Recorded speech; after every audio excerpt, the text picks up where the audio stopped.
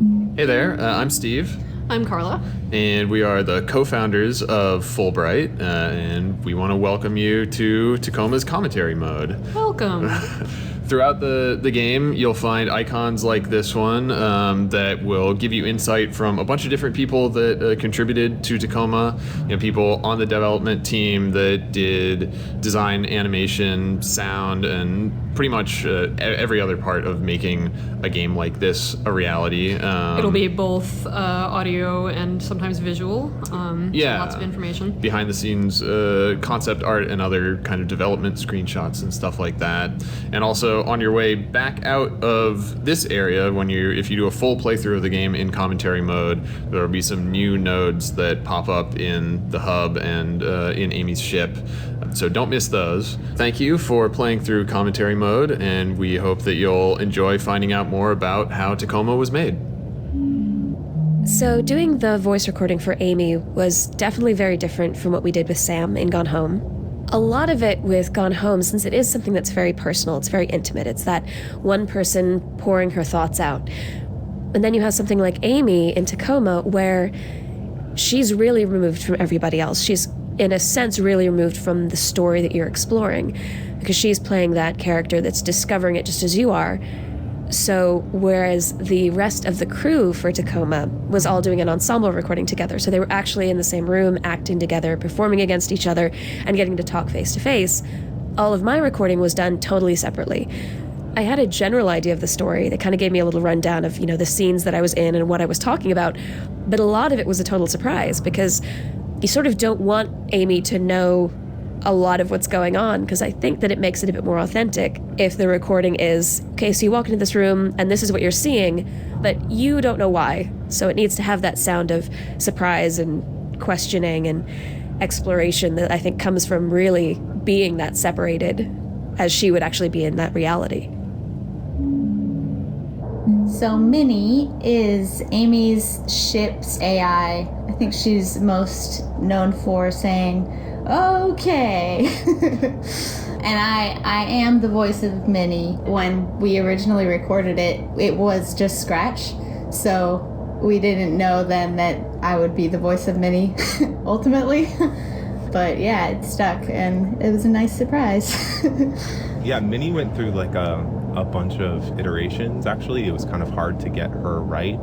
We ended up kind of settling on the audio direction being like a happy version of Hal, like the really famous AI from 2001. So yeah, I just kind of took Noelle's really amazing VO and I would do things like I would time stretch it, or I would take one syllable and like an okay, that line. I took the O and I, like over a period of time, I kind of pitch bent that vowel sound up. So she has a real like sing-song quality. And I think that combined just with like it sounding like her voice is coming through a really small speaker makes the character feel kind of rudimentary. And then it's all really Noelle's like voice acting that kind of sells Minny as being super pleasant and helpful. I just remember when we were recording it, Steve and Carla are just like, cheerier, be like you are when you come into the office or something. And I had no idea that I was quite that cheery all the time.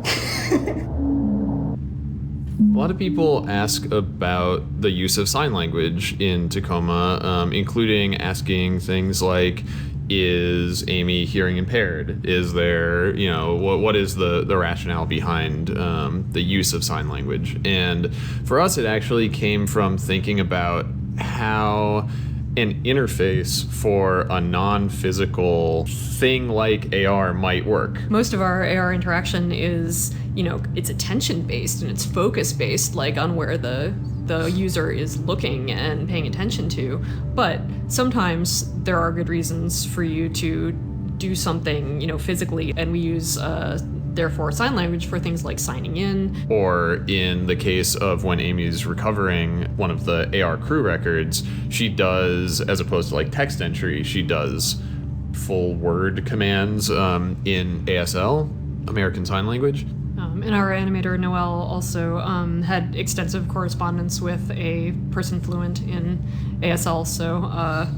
Yeah, it was important to us to work with a sign language consultant so that Noelle could ensure that the hand motions and the finger spelling that she was animating were accurate to how someone might actually use those gestures in the real world.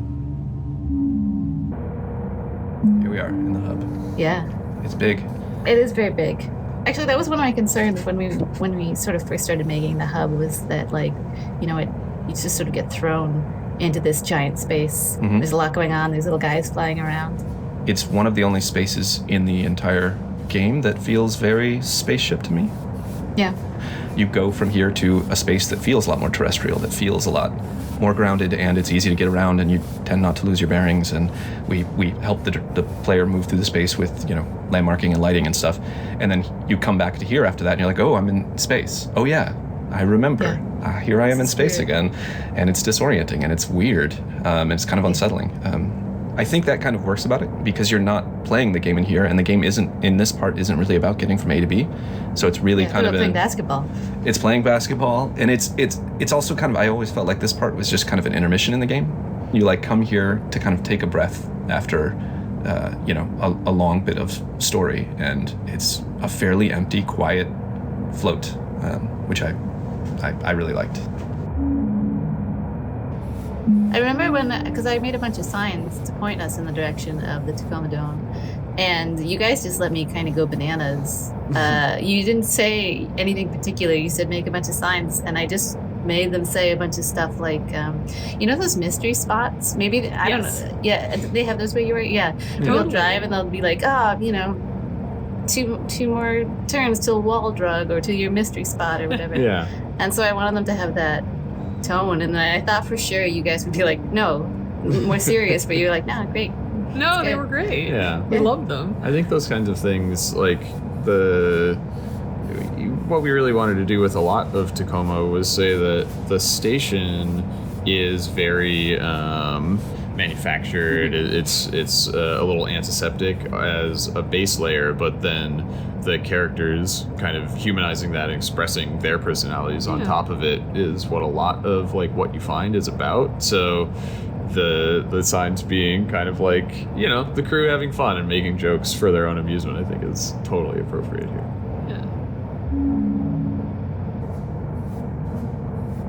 I don't remember exactly how it started, but I feel like the team colors and specifically the design of the basketball backboard were definitely left up to you.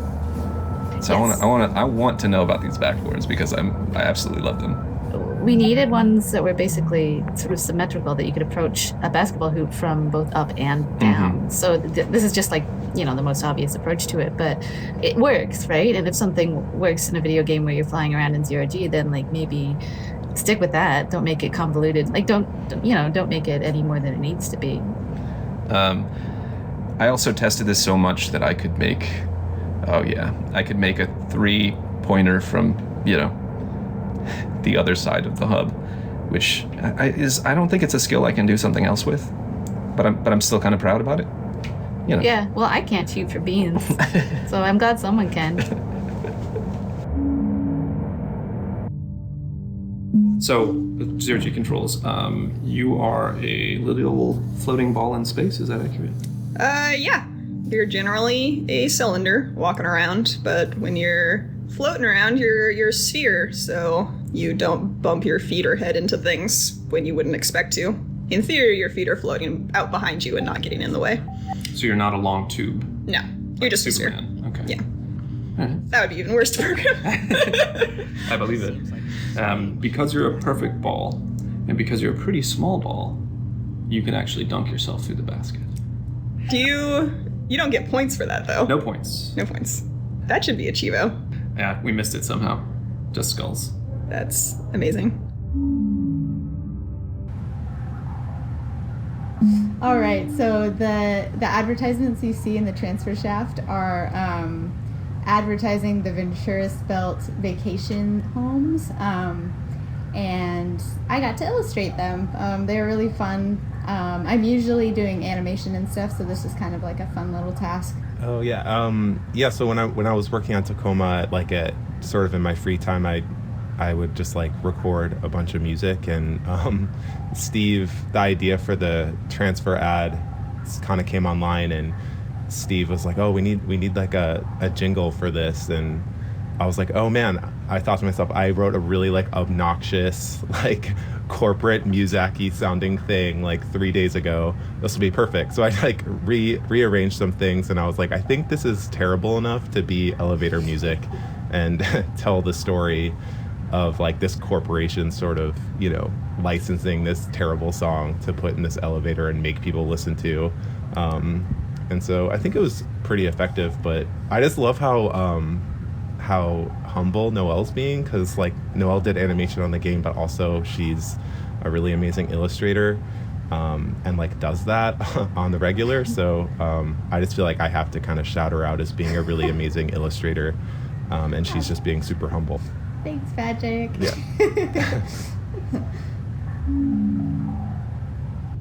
Typically, Steve, who's the main writer, will send me a description of technical requirements for any given sort of game object, any thoughts he has about like the basic look of it. And in this case, the sync device had to feel like this, like sort of like a heavy-duty industrial object.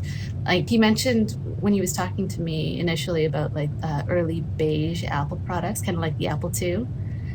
And it couldn't have any buttons, as you will know, because the moment there's a button is the moment you as a player, you want to press that button, right? And so if we can't pay off a button, generally we don't put a button in, or we steer away from it. So that's why you won't find many or any buttons in Tacoma Station. So there's actually a whole bunch of physically made paper items in Tacoma that our characters made, and in order to make those assets, Kate and I pretty much always actually made those paper objects and scanned them and whatnot to put them in. As opposed to typing it out in Photoshop. Yeah. I guess we carried that over from Gone Home, just kind of making things physically on paper, because it really does look a lot different. It does, yeah. And actually, there's a little bloody handprint in the drone bay, and I spent a lot of time just like getting my hands covered in ink and then just smacking them all around pieces of paper. It's extremely and doing like good. little blood spheres and stuff. I feel like now I pass this rite of passage because I put a bloody handprint in a video game. I did learn to make some shaders, some custom shaders for Tacoma. So the character's look has changed a lot since we first started working on Tacoma. The story also changed a little bit, and originally there was a character that was supposed to look glitched and corrupt compared to the main characters. And when I made that character, I worked with vertex distortion, and so they look kind of wiggly as they're moving around. And it turned out that Steve and Carla really liked that look, and so we implemented that into all the other characters' shaders. So anyway, so that's why they kind of have like a distorted look as they're walking around. And from there, a bunch of other things were added, like when they walk through another mesh or touch another mesh. Like if they're touching the table, their fingers will kind of glow, and if they're walking through a door, their bodies will kind of glow as they're walking through the door mesh. So yeah, good old shaders. We have a station cat. Well, look, a cat. Oh, hi. This cat, who belongs to Evie, is named Margaret Catwood. That's right. Which you can find one of these cats in each of the main AR scenes. So the cat didn't have a name for a long time, and our rationale for that was that when you see the characters' name tags in AR, it's because the company is officially tracking them and has that information in their crew profile. And we knew that, you know, Venturis would want to know if there were creatures on the station, like a cat. So it would be tracked in the system, but like Venturis doesn't care what the cat's name is. It doesn't have like a crew file about their cat.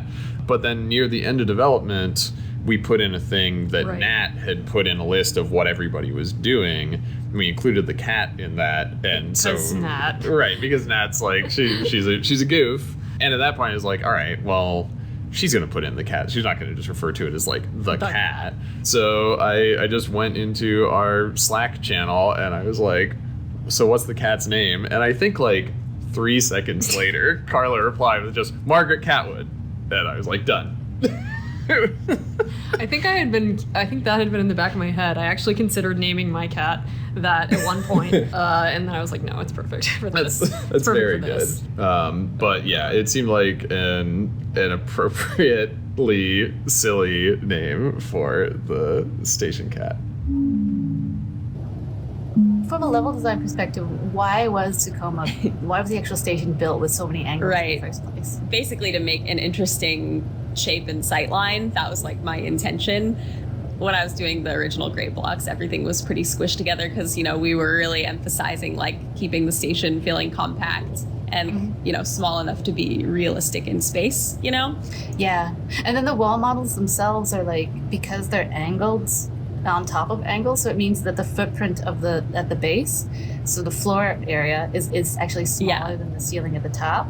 So sometimes I would put the final meshes in and the top part of the wall would cut into like Clive's closet. And in level design and environment art, there's this idea of the grid being God. Yeah. And that whole area, like, we just totally ignored the grid, and everything is just sort of bespokely created.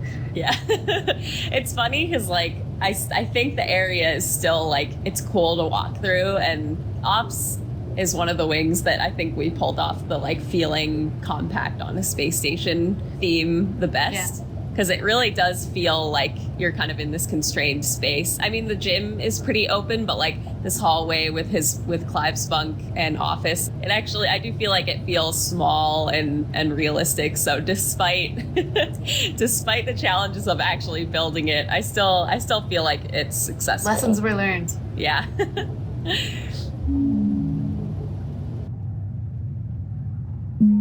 So you were looking at what is now the lobby of the Zenith Lunar Resort on the surface of the moon, but that is not what the area depicted was originally made for. Yeah, this was originally the main lobby of the station where the visitors would come in and this would be the first thing they'd see. In the original version of the game, Tacoma Station was a much more opulent. It was a customer-facing space, and still in our fiction, the richest of the rich are the people who do things like come up to the Lunar Resort. But partway through development, we realized that these big, opulent public spaces are kind of the antithesis of what our games are about, which is kind of getting into these dense, intimate spaces that tell you a lot about the people who lived in them. Right, certainly, like, almost by definition, like a big public space, no matter how fancy and detailed, cannot be personal.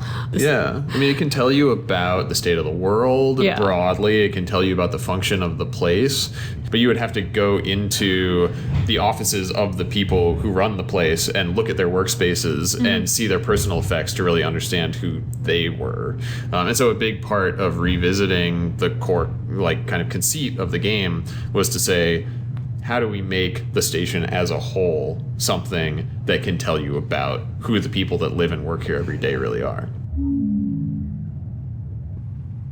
So there's a lot of QR codes in the game on various packages and communications and other things like that. And basically, I think we just chose them as a method for information storage just because they're so annoying. Like, nobody likes QR codes.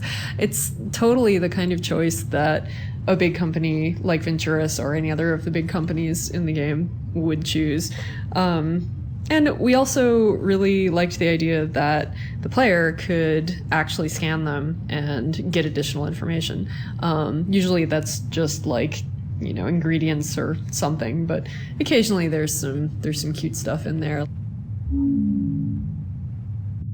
One of Clive's themes is kind of past glory or, glory days kind of thinking, because having jumped ship from his first job, he now looks back on that being like, those were the good old days. And he looks back on his time in college similarly, and he has a lot of fiction that is, from the 60s in London. He has picked photos from old-timey London town. Londonton, and as no one calls it. Yeah, I think he has a lot of nostalgia, and I think he has a lot of reminders of hopes. Well, and I think it's, it's a way of depicting that he does want more for himself. Yeah. And so, something about Tacoma in general, I think, is that it's about a lot of people who are trapped in a situation, and it's a lot of different situations. It's about people's obligations and the friction between what they want and where they are and where they can actually get to from there. And being posted on Tacoma is not a great gig. Right. It's not glamorous. And I think Clive's version of that is spending a lot of time thinking back to when he had all the potential from his college football days and to the romantic glory days of old time London that he didn't actually get to live through, but it's like his idealistic picture of like where he would like to be. And so a lot of his Bunk, I think, is a projection of that part of himself. Yeah. Poor Clive. Stupid Clive. Bye.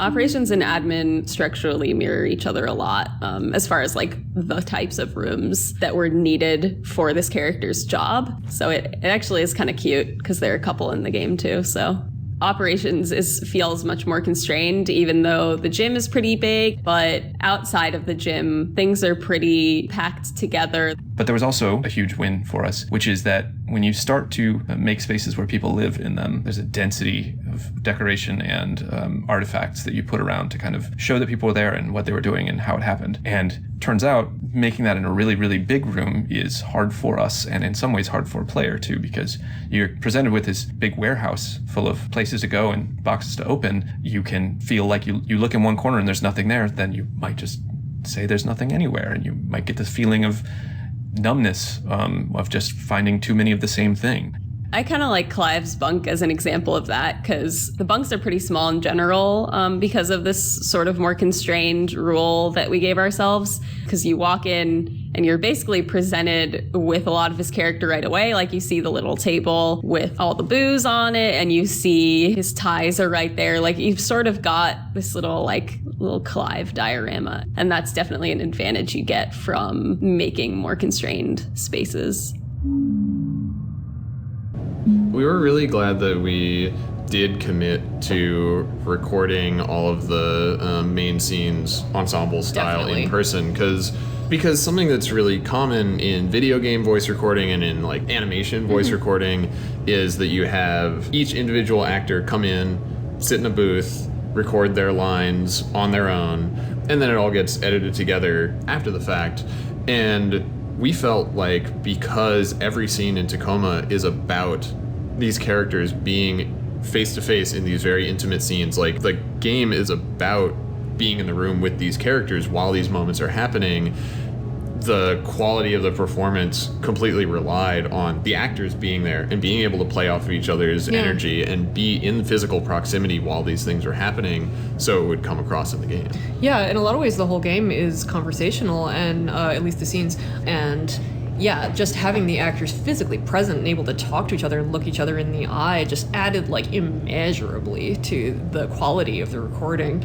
It was also really cool to see how excited the actors were to be able to perform their parts together in person on stage, because it's just an opportunity that I think in a lot of games and animation you just don't have the chance to be involved with. And so, we really want to thank our voice coordinator, Michael Surix, who arranged all of the logistics of like getting a soundstage together and getting everybody in the same place at the same time, which is not easy. All the way down to coming up with a scheme for taping the mics to the actors' foreheads so that they would get the least amount of interference from clothing and like skin movement as their faces moved while they spoke. I mean, that's one of the big challenges, is that, if you're recording a scene like this for the screen, you can have a boom mic that's just picking up everybody's lines.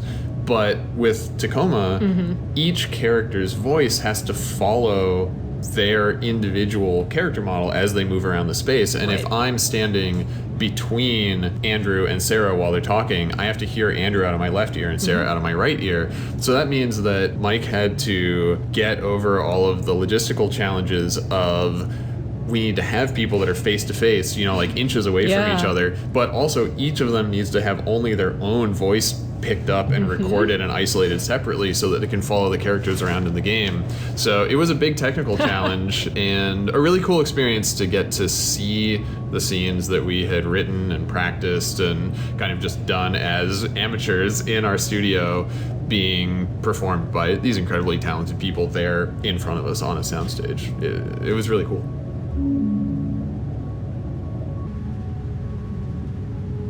In a game that uses traditional audio diaries, the shape of the space is still the shape of the story, because you go into a room and you find certain audio diaries, then you go into the next room and you find them, and so that is defining the progression of the story as you discover it. But in these AR scenes, they're multi-path, like different characters are moving all over the space in kind of a non-linear way. And things are happening simultaneously. Right, there's all this overlap where, two characters might be, in the gym together speaking, but one of them is talking on an AR call and the other one is in the locker room, and they're having two totally separate conversations, but then that have to take the same amount of time so that when their paths connect, they can then speak to each other and then split off again.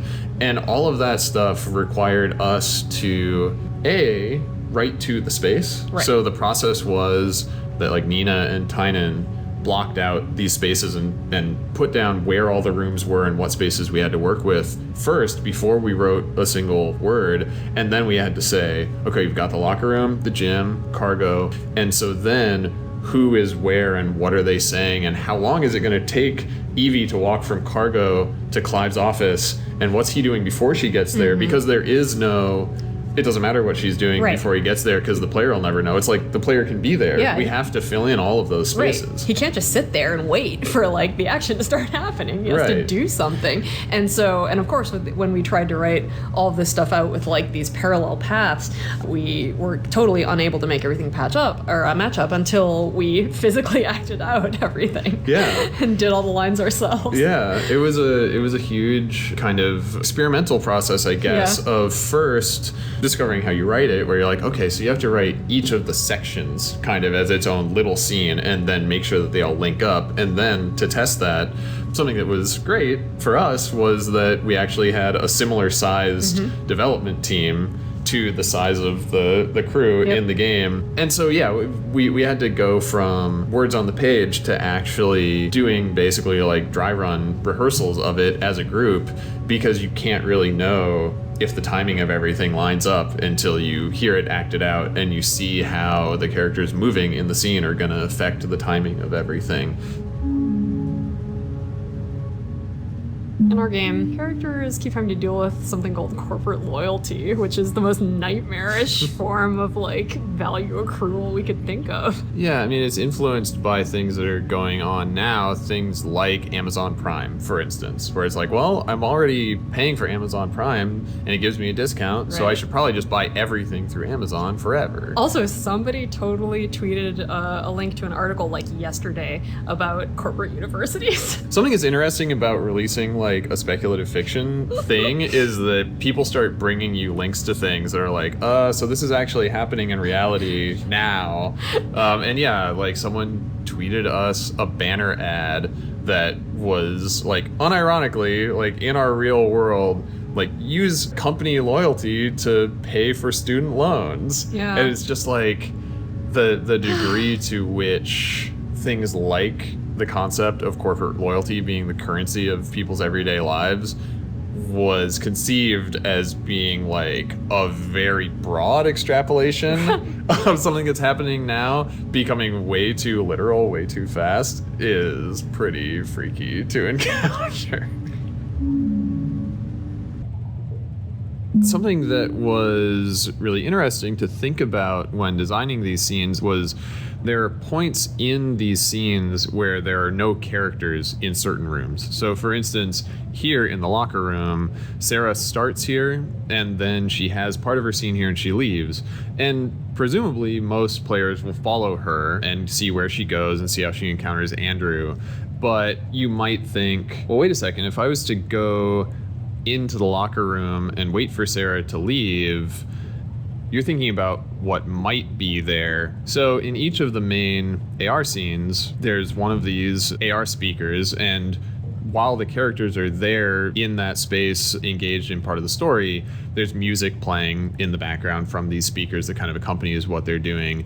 But after they've left, if you hang out with the speaker, you'll hear one of these speeches from Sergio Venturi, the CEO of the Venturis Corporation in the game.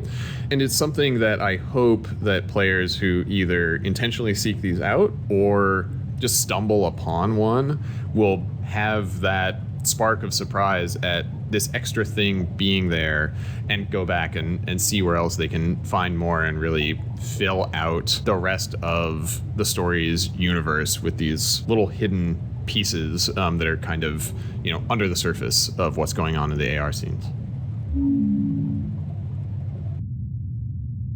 Right in this area, there are multiple instances of, if this was just video recording, there would be, complete nudity going on with Nat and Sareh in these situations.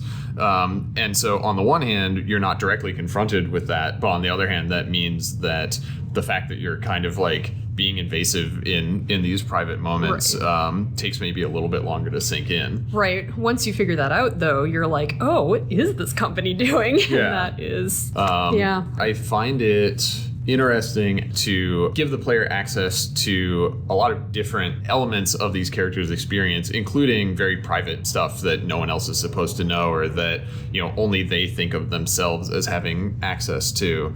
And the AR figures give us the ability to put the player in the room in these situations in hopefully a way that kind of walks that line of being kind of uncomfortable when you think about it, but also not being so prurient.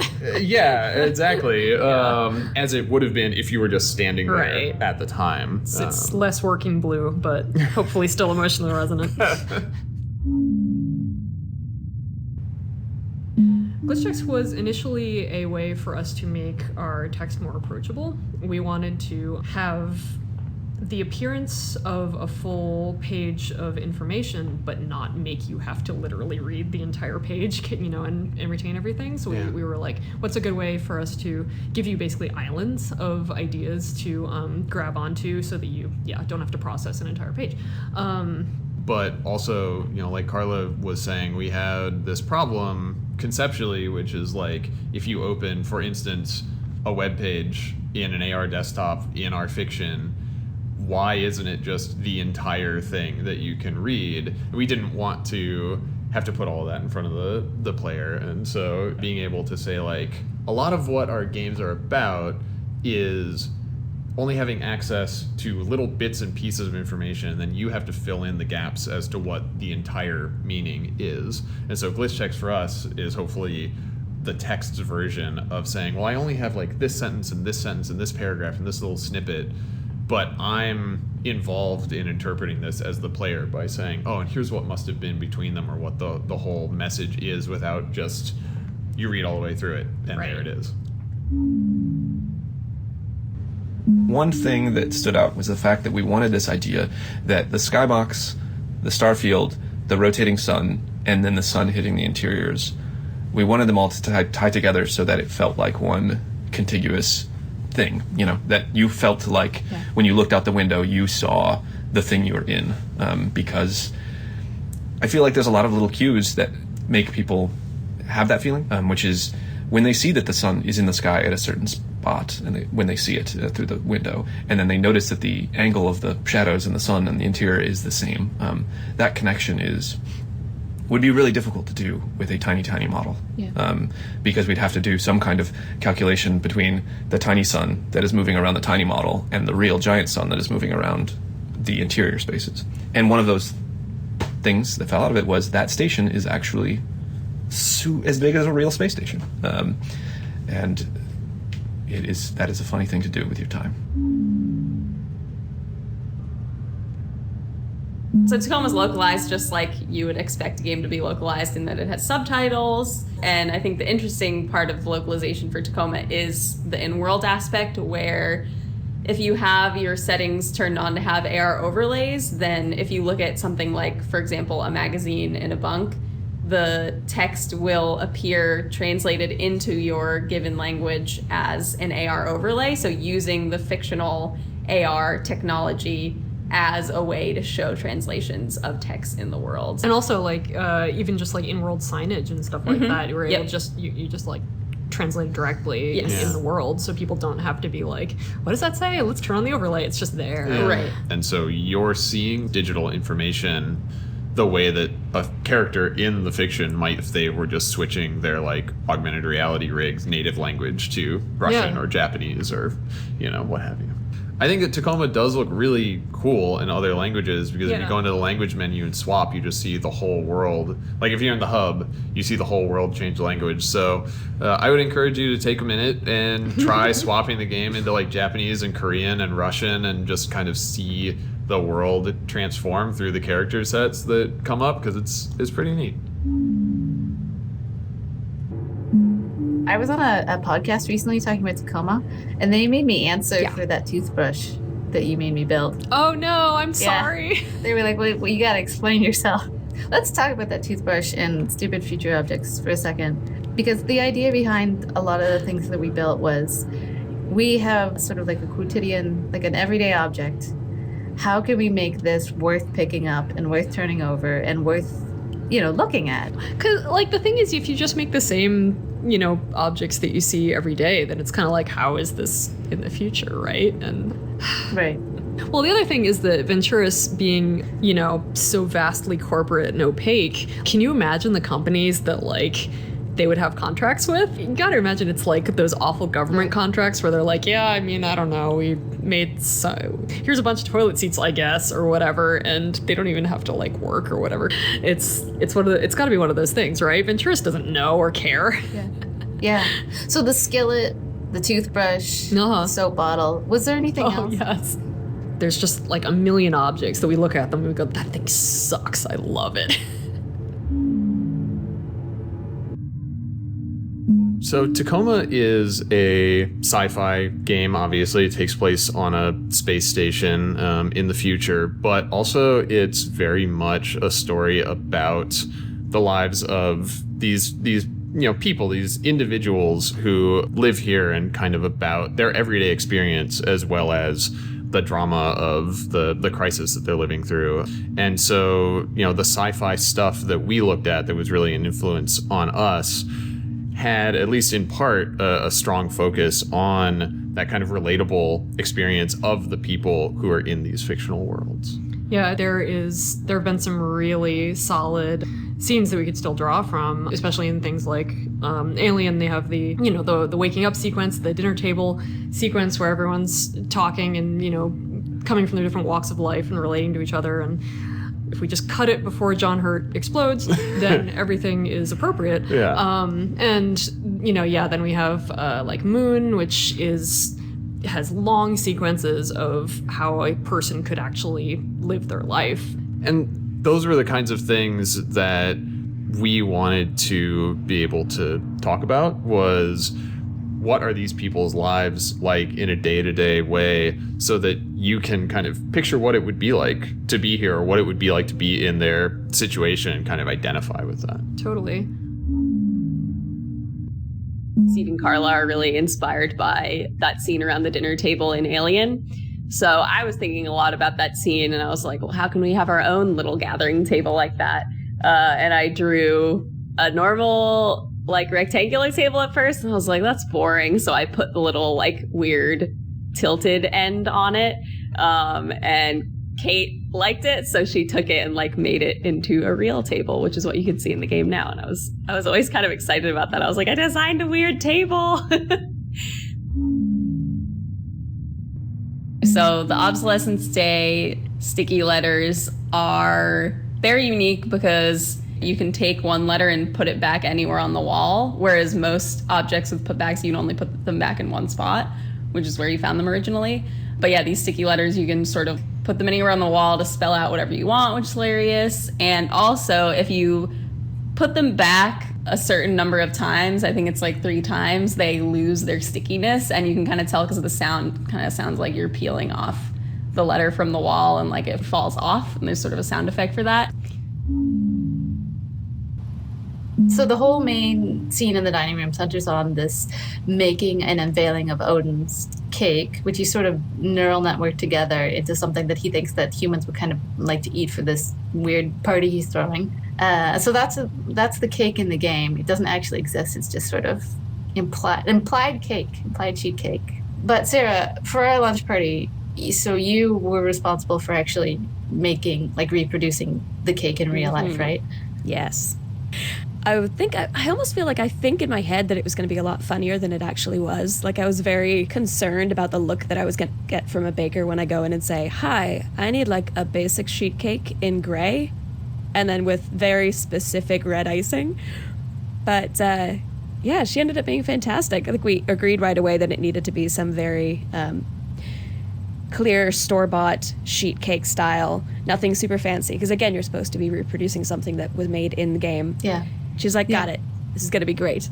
Now, how big do you want it? And I feel like that was the biggest decision, was because the bigger it is, the more of a fun statement it makes as that reproduction cake. Yeah. Luckily, it turned out to be pretty delicious, and I think everyone enjoyed digging in. Yeah, it was good. I loved it. So here we are in the lounge, my favorite place in the game. Yeah, mine too, I think. I can't put my finger on that. Part of it is the pillows. Yeah. Oh, so those pillows were kind of a nightmare to make, and the less I could see them at the end of the game, the better. Just because when I made those pillows, they weren't like sculpted or anything like that. I was using this program, which is like this. This is basically a sewing program, in that it allows you to make patterns in cloth simulation. So that you would, make like a pattern, like a traditional sewing pattern, and then it allows you to stitch it together. And if you have something like these pillows, it allows you to use a pressure slider, and it'll sort of inflate the thing you've stitched together. Except the problem is that I kept on just gently inflating them, and they kept like floating into the void, to the point where like every time that I tried to make these pillows, I would just lose them. They would just float away. So by the time that I was done making what should be a fairly simple model, because I was learning new software at the same time, I was like, I'm done with these pillows. And then someone put them on the lounge floor, so I had to see them every time I came in here, not just in the bedrooms. Do you want to talk about the pool table? Oh, yeah. Sigh. Pool table. Yeah, well, no, I mean, I actually had a lot of fun making the pool table, which both of us worked on. Yeah. Quite a bit, because it is strange. It's a fussy little beast. The main reason it's fussy is this is actually just a physical pool table, and it works pretty similarly to a real pool table. When the pool balls go in the pockets, they actually have to fall on a ramp, and then that ramp rolls the ball and, drops it down into the ball return or to the cue return. A little ramp with a little tube, just like a real pool table. Which, if you're trying to make something deeply interactive and have the players engage or not engage with it, but at least it feels like it should, which is hopefully the bar you're trying to hit, is the player feels like that's legitimate. Like, I'm in a place and the pool table works as I would expect it to. Yeah. Oh, the darts. The darts. This dartboard had potentially more bugs than anything else in the video. I was still fixing bugs, the last night before release on this. It's just, there's so many states and so many confusing, unique features about this, with the, being able to put the darts back in the door, and then the door can move, and the door can be open or closed, and it can close on a dart that's stuck in the board. We could have just made it so that it wasn't a cabinet, so that the darts were just stored underneath in a little rack or something, and then that would have solved so many problems for you. Oh, don't say it now. Yeah, yes, we should have. I remember when there was like one frame of the animations in admin in the kitchen where all the characters would like show up in the hallway outside between the kitchen and Evie's room, or the dining room, and they were all kind of in a group hug pile, just like halfway through the floor. I've run into bugs, but a lot of them had to do with, like, the cat, for instance, in the, I believe it's like the Cryo scene at the end, would just show up like 100 times the size it's supposed to be, which was really good. I don't know. Usually they're pretty minor fixes, but it's always a surprise. We're a cat-rich studio. It's Yeah. true. Yeah, because I feel like a lot of studios I've worked before, they're like dog heavy, but this is cat intense. Yes. We have many a cat. It's true. In Evie's Bunk, we have all 3 of the cats from the development team, which makes it sound like they worked on the game. They did. Okay, Super fair enough. did. Well, he would hit the keyboard from time to time. Amazing. But yeah, we have a framed photo of Kate's cat Tuco, who in the game plays the part of Margaret Catwood, Evie's cat. And then on the delicious cat food is my cat Delicious. And then the sweet puffy paw on that cat litter box belongs to Carla's cat Wednesday. It's true. She's a paw model now.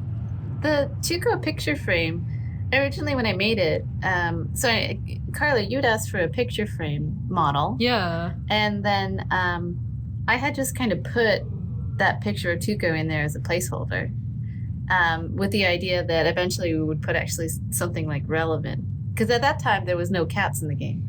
Right. I remember. And then it sort of stayed in there, that picture, for a long time. Mhm. And then... Up to the present. Till the present, yeah. And then we just kind of kept it after a while. Even though it doesn't quite match the rest of the world, like with regards to art style, I kind of like it. It's great. It's great. And especially because Tuco unfortunately passed away during the development of Tacoma, but now every time I play this game, I can just go in there and look at this picture, turn it around. Yeah. Yeah, so the song in Evie's fragment here in her bunk that she sings, and the actor Don Lewis sang it for real for us, and it was awesome. Is that all there is? Yeah, the song is used memorably in Sleep No More, which is a theater production in New York where the audience shares the space with the performers and kind of follows them around and moves through the space with them. And that feeling of being inside of these scenes as they're happening and having the autonomy to follow different characters around and see what's happening in the events of the story from all these different angles and kind of reconstruct that as an individual was a big influence on us as far as what we wanted to do with our AR scenes. Our use of the song Is That All There Is our homage in a way to Sleep No More and their influence, and also fit the tone of where Evie is at as a character. So it all really came together for us. So transfer shafts. These are the thing you either just went in or are about to, which takes you from the hub to a wing. And it's kind of internal studio speak for the process the player is going through, the player character, where they grab onto a little sled inside of this long arm that goes from the hub all the way to the wing. And it takes them down there, drops them off, and it safely conveys them from 0G to gravity or the reverse. And if you're going along the transfer shaft and thinking, this is taking a long time, it's because we're loading stuff in the background. Yes, and for that reason, it's actually the only part of the station, the 3 transfer shafts are actually the only parts of the station that are always loaded the whole time that you play. Another detail I really like is the way the boots light up whenever they magnetize, which you also see in the entryway. It was something that it took me a while to realize that was what was going on, but that's the kind of deep thinking about how things work that I really appreciate in the station overall. It's pretty cool. They're like his little coded communiques. Yeah. Yeah. People have tweeted like screenshots at us and called out these messages that kind of break into the player's AR interface sometimes, that are things like it should be saying AR crew member record recovered, but then it says something like death sentence suddenly. Which and is a then, surprise to some people. goes away again. Odin doesn't know what Amy's motives are. Like, as far as he knows, she's really there to take him back to Venturis and for him to be wiped. And so we wanted him to be trying to communicate with her and say, like, no, don't do this. And so for a while, I think we talked about, like, are we going to do this through, like, audio that cuts in or, like, some new interface thing that you see in different places? And then we had that realization that there are these kind of system messages, like when you're transferring into a wing or when you're recovering an AR scene, that he could subvert those via text that Amy's already seeing and just change what the meaning is, even if it's briefly. So yeah, I don't know how many people really are like conscious of these or how many make the connection. But I think hopefully by the end of the game you have that feeling, oh, that this was Odin all along. Yeah, and there's a whole progression. You can see his feelings about Amy change as time goes on. That's true. Yeah, it starts out him seeming kind of scared or panicking, and then I think by the end of the game he's starting to almost give her the benefit of the doubt or say, like, I don't have any choice but to trust you, basically. It seems like he's starting to have a little bit of hope at the end, I think. But, So Carla hooked us up with a botanist, and we chatted about what plants would be good to grow in the space station. Yes. And she was like, well, this is the sort of lighting conditions that would be good for plants, and if you're looking for something highly protein-based, then you should grow some amaranth, and, she suggested all these plants that would be good in, like, low-level lighting, etc. And then I put a bunch of squash in there and tomatoes and stuff that wasn't at all what she suggested.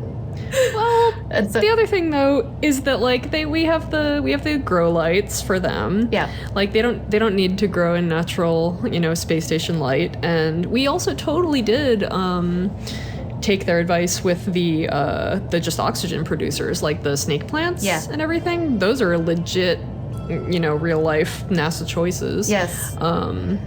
They filtered formaldehyde.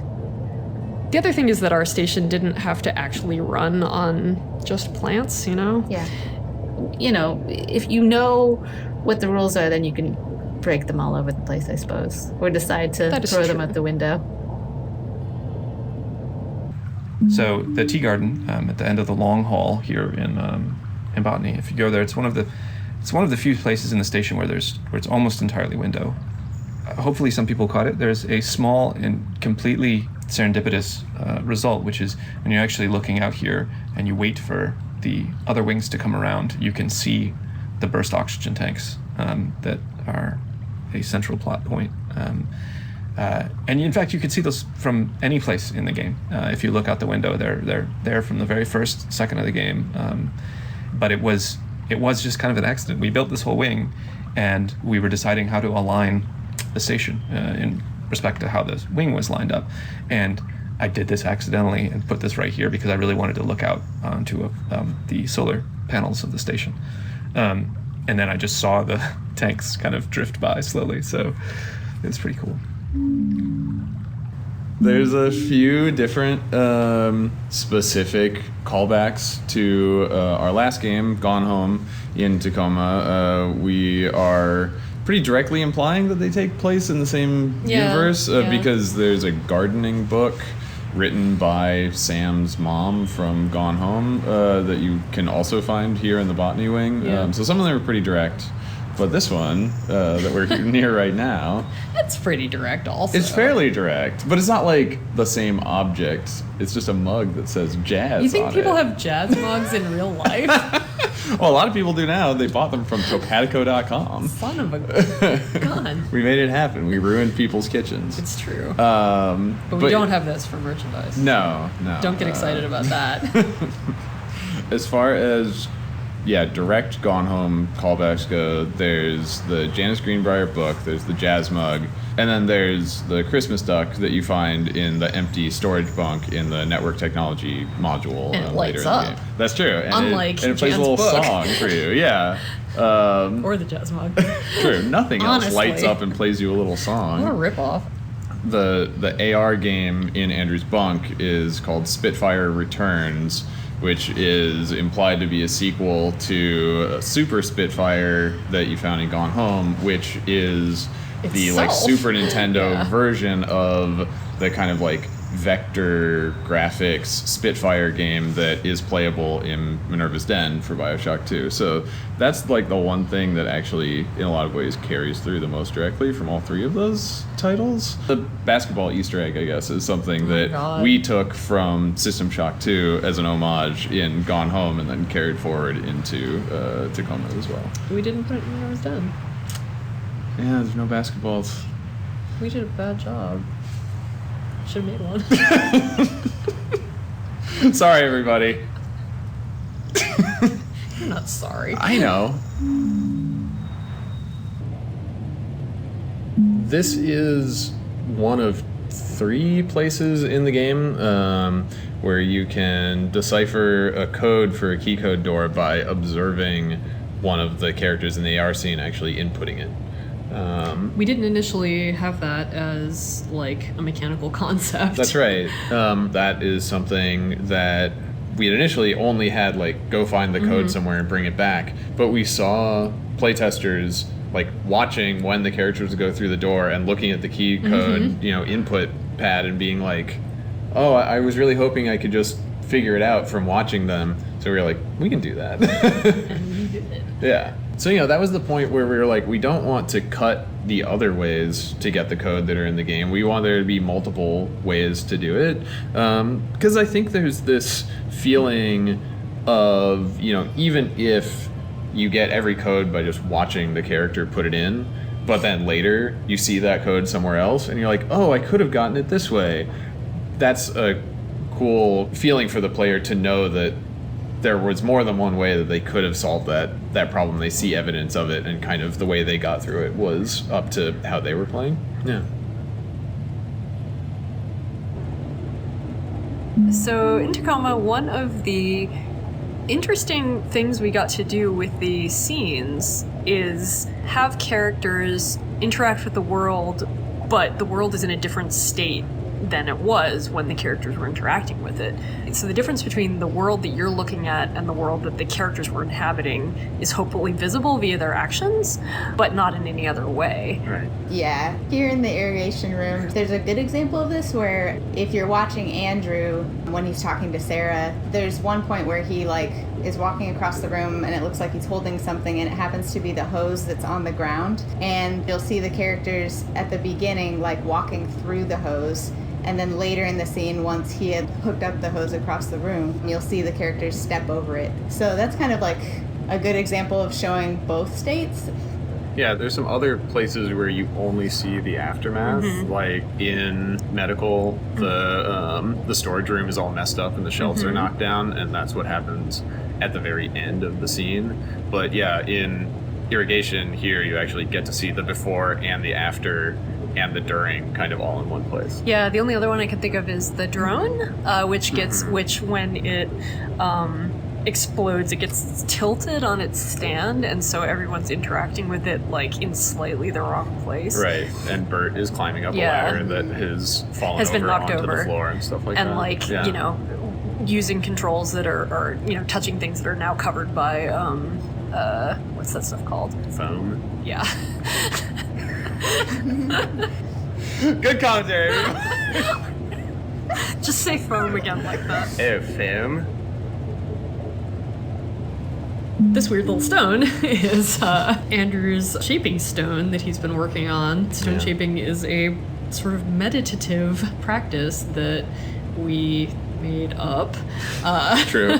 That you're supposed to basically just take some kind of relatively soft stone in a vaguely spherical chunk and just rub it with your hands so that it slowly is worn down into a smooth shape. Yeah. Andrew's family kind of brought this meditative practice with them, and then he is carrying it on and lived it and practiced it in his own life. And that's concretized by the fact that 2 of the stones up in his office belonged to his grandmother, and that she had actually worked on them for her entire life. Also, we have Andrew's cigarettes here because he's a secret smoker, much like Nat, and smoking like normal cigarettes would be an incredibly terrible idea on a space station. Like you don't want to have an open flame anywhere on a space station where you rely on oxygen to, be there.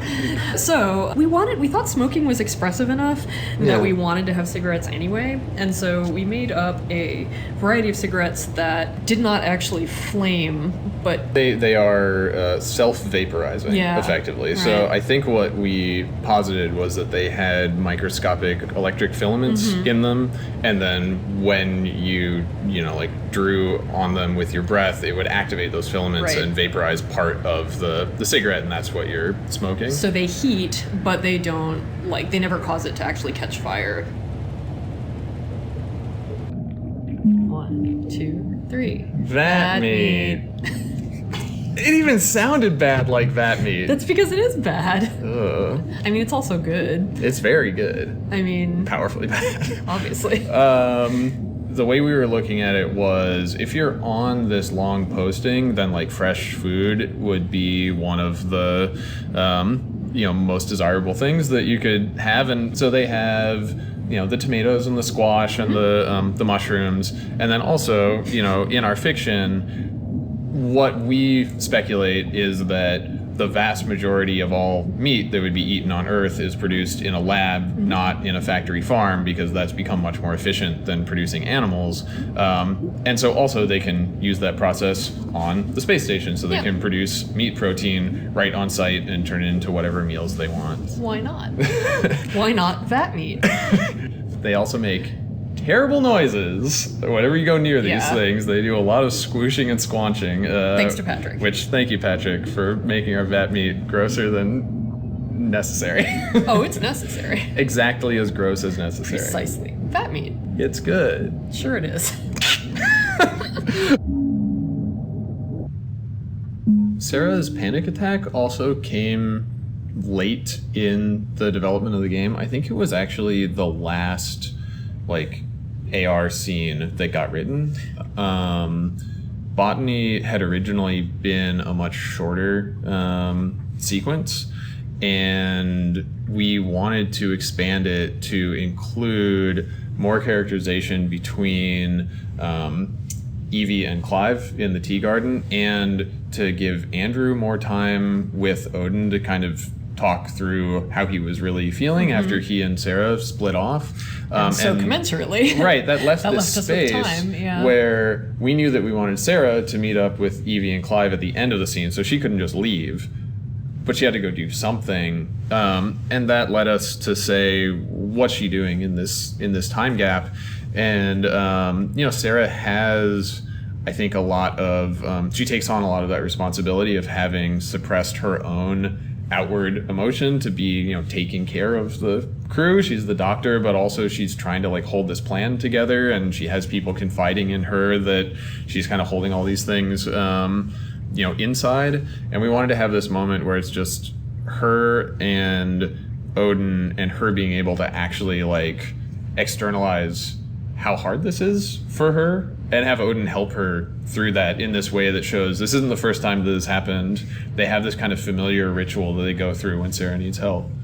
Yeah, I think that personal emotional displays like this just feel a lot more engaging to us than, for example, characters screaming at each other because they've lost patience and stuff like that. I think that there's something about seeing what happens to a person when they're by themselves under stress, or I suppose with an AI. Yeah. But there's something there that is, it just feels like it rings true.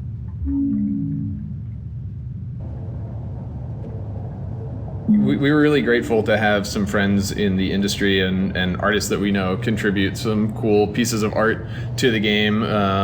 For instance, the pinup poster in Bert's locker in the locker room was by Mariel Cartwright, who was the lead animator on Skullgirls and is the art director of the game Indivisible. And then very nearby to that, there's the cover of the Zero Spiel ebook on Sarah's desktop, which is like a multi-layered reference because in Firewatch, they were kind enough to put one of the books from Gone Home findable in their game. Ollie Moss, who was Firewatch's art director and did the book covers for the 1 through 10 books for that game, did a really cool kind of visual pun roulette wheel space station book cover for Zero Spiel in Tacoma. Also, some of us did drawings for the game. Our programmer Hannah did programmer art for Nat. She ghost drew Nat's doodles. Right. And drew those very good Tyrannosauruses. Yep. And in Nat's office, you can find a bunch of Post-it notes on her desk that are just different little doodles of Odin. And we actually assigned Hannah to just draw doodles of Odin over the course of a few months while she was at her desk waiting for builds to finish or whatever. And then one day she just handed us a bunch of sticky notes and was like, here they are. And now they're on Nat's desk. Carla did all of Andrew's drawings. Yes. So his sketches from life of flowers and his orchids statues and stuff. And stuff like that. And also Nicholas's doofy drawing of Andrew floating in space and yelling at him about homework. Right. And then I did Bert's drawing of Nat that you find next to Bert's workstation. So yeah, we have this thing where we have different individual people play different characters through their handwriting, and sometimes we have them play different characters through their drawings.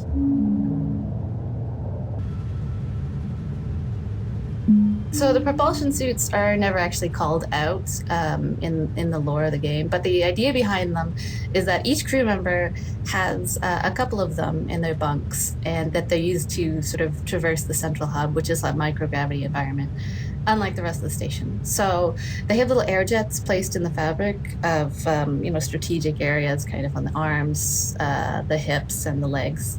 And there's little jets that the user move in kind of a controlled way through this giant space. And it also lets us make like a uniform for the Tacoma station that we can kind of personalize with like a name tag for each crew member.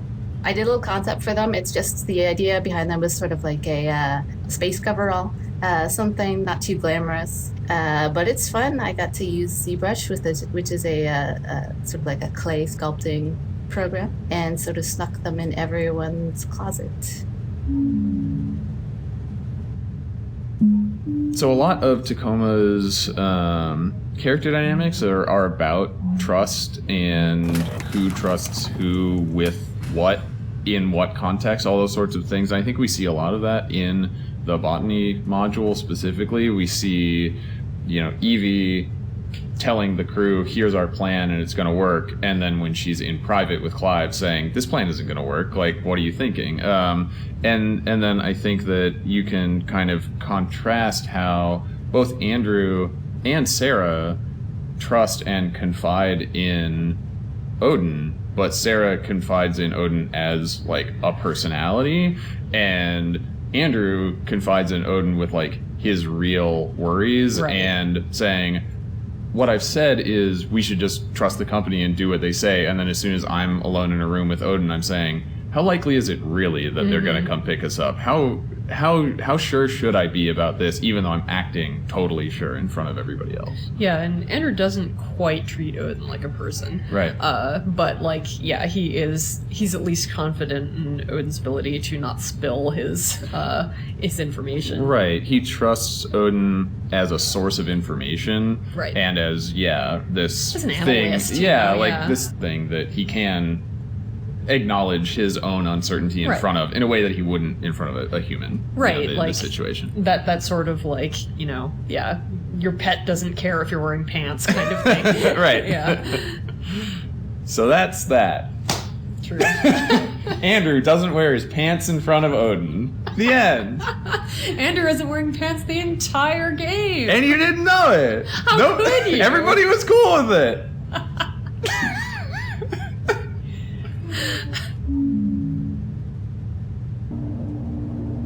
So, about the visual design, I feel like a lot of the design came from, the art side. Yeah. Well, Rebecca Mock gave us the concept art. Rebecca's a great concept artist, and she does comics as well, and does illustrations for editorial work. The exterior of the station was one of her designs, and basically I was very lucky because I just got to look at her work and try and replicate it, or translate it, in so much as, she's used to drawing in a 2D way and I have to translate that into this crazy 3D model. But yeah, it was definitely the biggest model I worked with and probably the most, I came back to it for the most revisions over the course of about a year or so. And it's a big one. At the end I was like, okay, it's a little overwhelming, but seeing it now moving and whatnot and all hooked up, it's pretty cool. So this is medical. So it has facilities like exam room, but it also has kind of storage for med supplies and any device that would be needed to check in on people medically. Very early on, the design of this space came from the story as it was at the time. So the story was written where Sareh and Andrew went through kind of a dramatic arc here, and that dramatic arc had moments, and those moments built so that the place was designed around making those moments happen in a very specific order. So what happened is we did that. We made a space where you're watching the AR scene and Sareh goes off into a room, but the room is locked and you can't get through the locked door until you go watch another part of the scene and get a key to unlock it. And to build that and to make them walk a certain way and go off in a certain area, building the space to the AR scene ended up with this very awkward space. So we ended up scrapping that, but it did take trying it to go, let's design a space to the AR scene, and where we ended up was much more functional to the purpose of the wing and who would work there and who would live there and how would they live and how would they work. And I really like that sort of a neat outcome of having the AR scene blocked out in a space that already existed specifically in this wing in medical, is that you have moments like sort of later in the scene when Nat and Bert are having their little like flirtatious moment where Nat jumps onto Bert. She sort of like tackle hugs her. Mm-hmm. There's this interesting outcome where that happens in one room, and then it just so happens that Sarah's office is literally on the other side of the wall. So if you stand in Sarah's office and are standing sort of next to Sareh when Nat tackle hugs Bert, you can hear that through the wall. And Sareh and Andrew actually do react to that in the scene. And I thought that's like kind of a fun outcome. Like, we didn't plan that. That's just kind of how the AR scene ended up playing out based on how the space is laid out. Unlike in a lot of popular fiction, our version of cryogenic stasis is not something you can do long term. It's not like in Alien where you just kind of are out for a few years and wake up in some star system. It's much more unstable and short term than that. Yeah. You're in cryo so that you can get to surgery, but not so that you can just be preserved for an indefinite amount of time. Yeah. What we're seeing in the crew medical charts that are here in the exam room is the idea that most people in the situation of the crew is in, if they had to go into cryo for, a couple or a few days, they would probably be fine.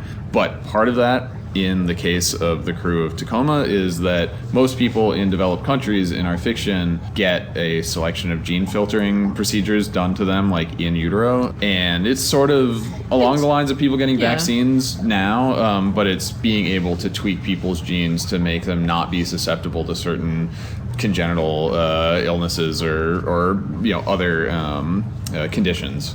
But when you look at these charts, it turns out that Nat never had any gene filtering done, and so because of her condition, it makes it much, much more dangerous for her as an individual. Yeah, I think we figured out that mitral stenosis would be a particularly dangerous condition to have if you were going to be basically hypothermic for long periods of time. That's actually like a real danger, so... Tacoma Station went through this big overhaul partway through development. And the first version of the station was this microgravity station where everything floated, there was no gravity whatsoever. And so it was designed as such. It was designed like the ISS so that objects like the sinks in the toilets were to be used in microgravity. So, when a user or a crew member was, using them, they wouldn't spray water all over the place. They wouldn't float away when they were trying to actually use the toilet, it would be an actual concern. And so they do look a little strange. They're kind of legacy objects in the grand scheme of things, in that they are some of the earliest models in the game. And the medical bed is another. Originally, it used to have little foot braces, and it still has the straps of back in the day when we one of the first rooms we actually made in the old station was the doctor's room, Sarah's room. And so we added those details so that a patient wouldn't float away. So the straps are still there, and actually the toilets got a reskin. But why we still kept those models in the game is just because, you know, when you're doing small independent development, there's only so much bandwidth that you have, and the time it takes to actually redoing the entire model is not insubstantial, especially when there's only 1 or 2 full-time modelers on the crew. So we reskinned them and we kept them, and you know, it's one of those things where you got to pick your battles. And surely, I mean, I kind of like them, so it's I'm not too worried about it. When you look at a character's collection of books, like when you look at Sarah's books here in her office, I think that we tried to reinforce some of the themes or some of the characters' main concerns or interests or anxieties through what they had on their bookshelves. So with Sarah, you know, she's a doctor, so she has health and nutrition and you know, doctor stuff, but she also is a reader and a thoughtful person, so she has fiction and poetry, and she also has a lot of anxiety, so there's sort of both meditation and books specifically about dealing with anxiety, and she also comes from a Muslim background, and I think through the books you get the idea that she looks at her faith from almost like an academic perspective or an analytical perspective, and I think you can tell that almost exclusively through looking at what kinds of books she keeps in her personal spaces. Additionally, we got to project some of our own likes and dislikes onto the characters, because, you know, in order to fill out someone's library, it's pretty hard to keep everything completely on topic. Right. I believe Nina requested the William Carlos Williams book, and a couple others here and there. And we have Alice Munro and Margaret Atwood. And Margaret Atwood. And Deepness in the Sky is one of my favorites. You as a player might notice a few different references to Tina in the game. There's the screaming Tina that you might see on the specialty cocktails board in the kitchen, which you then may later discover refers to the skeleton here in Med, that you can put the skull back on the skeleton and then put the hat on the skull, and the hat is labeled Tina, which means the skeleton's name is Tina. But all of this Tina nonsense is a reference to our next door office mate. The office that we made Tacoma in is in an old building with thin walls. And there was a company next door to ours that we would hear this woman screaming through the wall with some frequency, either because she was so angry or so amused by things. Just shrieking, like, most of the time. A lot of the time. Tina was very energetic. Yeah. So to be clear, her name wasn't Tina. No. Steve just made it up at one point. We were like, we always hear this woman screaming through the wall of our office. We have to be able to refer to her as something. Rather than like go over and introduce ourselves and, you know, like ask her what her name was, we were like, well, we'll just name this phenomenon Tina. And part of that is because there were 2 women that worked in the office next door to ours. And so since we only ever heard the screaming through the wall, we didn't know who in the office it actually was. And so for years, we were conjecturing about which of the women in that office was Tina. And then they moved out, like shortly before the end of the development of Tacoma. And one day, soon before they moved out, I heard Tina's voice screaming and saying, "Oh my fucking God!" over on one side of the office. And then Tina, on the other side of the office, respond with, "Are you fucking kidding me?" And I realized it was both of them. They both screamed like that all the time, and that's why we heard so much screaming over there. So they had a corporate culture of screaming. So we wanted to pay homage to Tina in the game. We figured a screaming skeleton was probably a good way to do that. Thanks, Tina. Sarah ends up being kind of the Ellen Ripley character of the game, but she didn't start as that character when we were writing the game. We really started from who the characters were and what their roles were, and then fit them into a plot. And I think that as we were going along, by getting to know Sareh, we realized that she made the most sense to be the person who would, in a way, kind of like team up with ODIN to pull off this plan in the end. Yeah, no one else's relationship with ODIN is really as personal at all. Like, even Nat, whose job it is to work with him, you know, she treats him as a project a little bit, you know, or a pet, and it's just not or a problem to solve same. Or a system. It was interesting for us to get a feel for Sareh and kind of realize she has a kind of like boldness to her and a determination to her, even if she also has these internal struggles with like anxiety and everything. And we discovered that she's the kind of person that if she was put into this kind of like high pressure do or die situation, she would just do her best to do it, you know. She would kind of rise to that occasion, and she ends up being the only person that can do that. And I think we get to see how she follows through. So this is one question I have, because I don't remember how we got to it, but there was a lot of iteration on the design of the AR desktops, but what we settled on was kind of the horseshoe icons, which the horseshoe bat? I think came from you. The horseshoe bat. Yeah.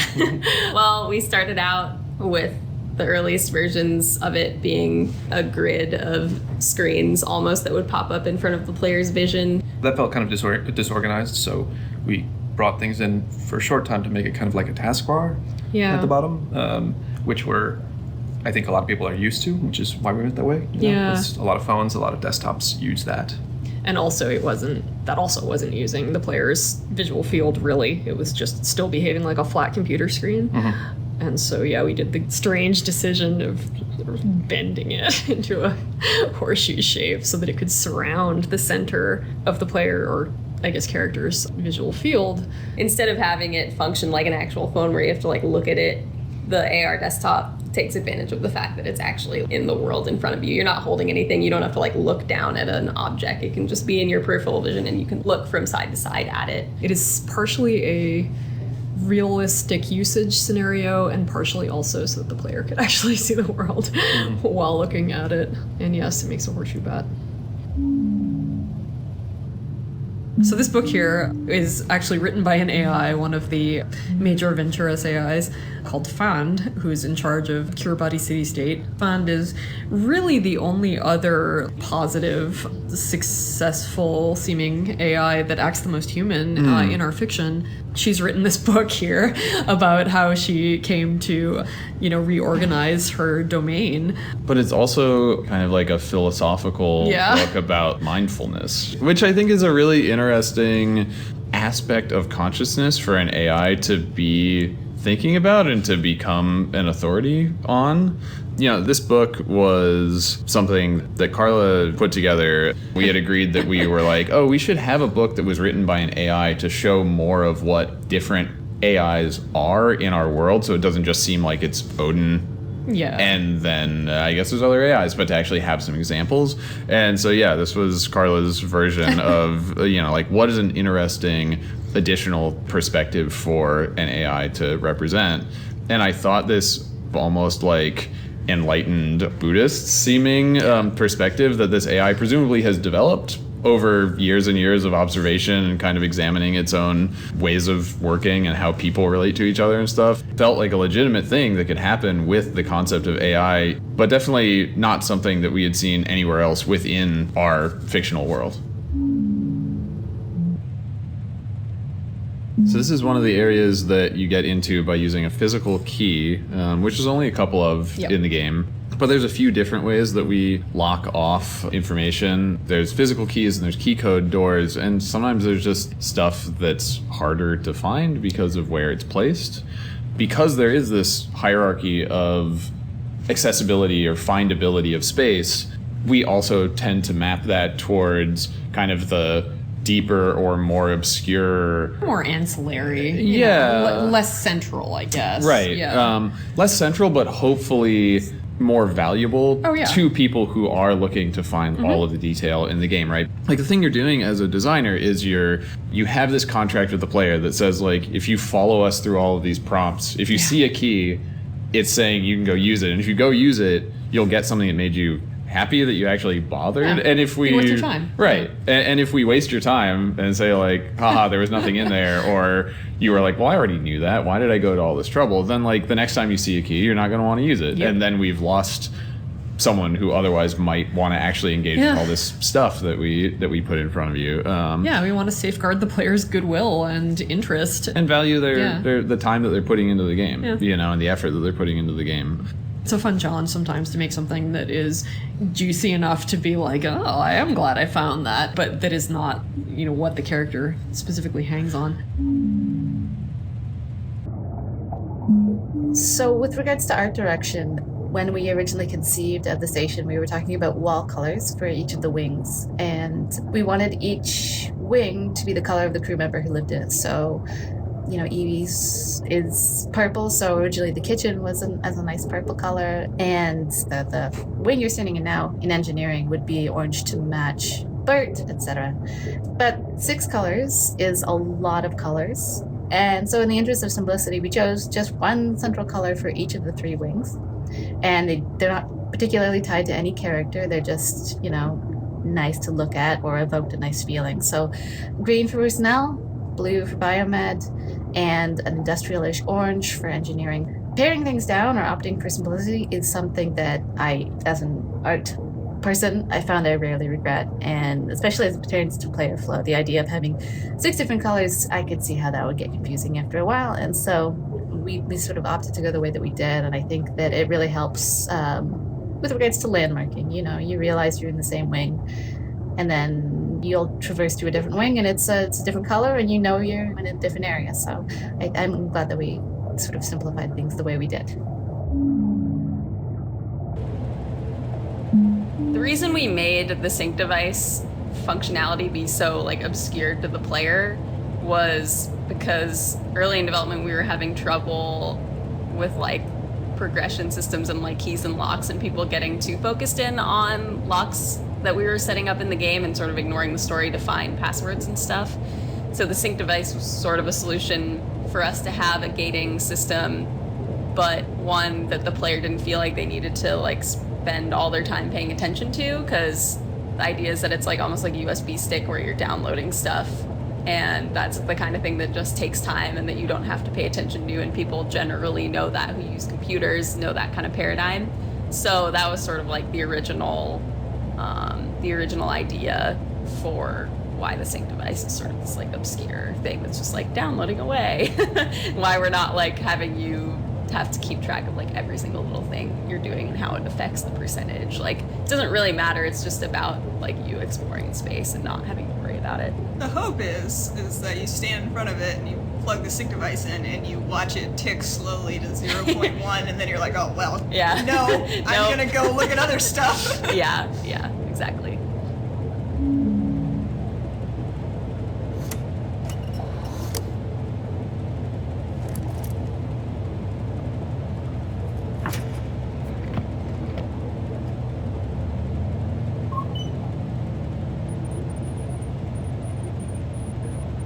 This crossword puzzle is sort of an intense repository of extra world building that we didn't get in anywhere else. It's true. Well, we have a whiteboard in our office that had a bunch of different kind of world building universe details that we had decided on at different points in development. Yeah. And only some of them were mentioned naturally in emails or dialogue or whatever.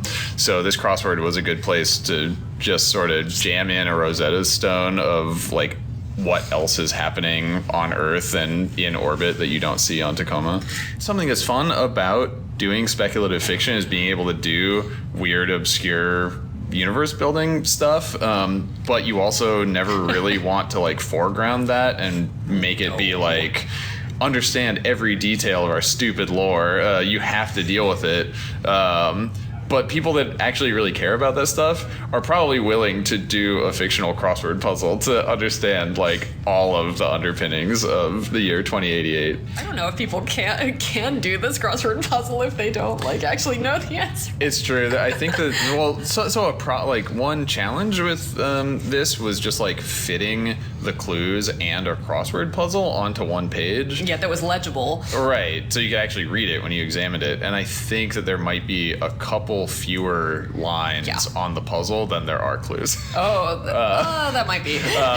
So I'm sorry if you can't actually complete this crossword puzzle, but the Venturer magazine doesn't really do careful quality control because they don't care. They don't care at all. Sorry, everybody. Yeah.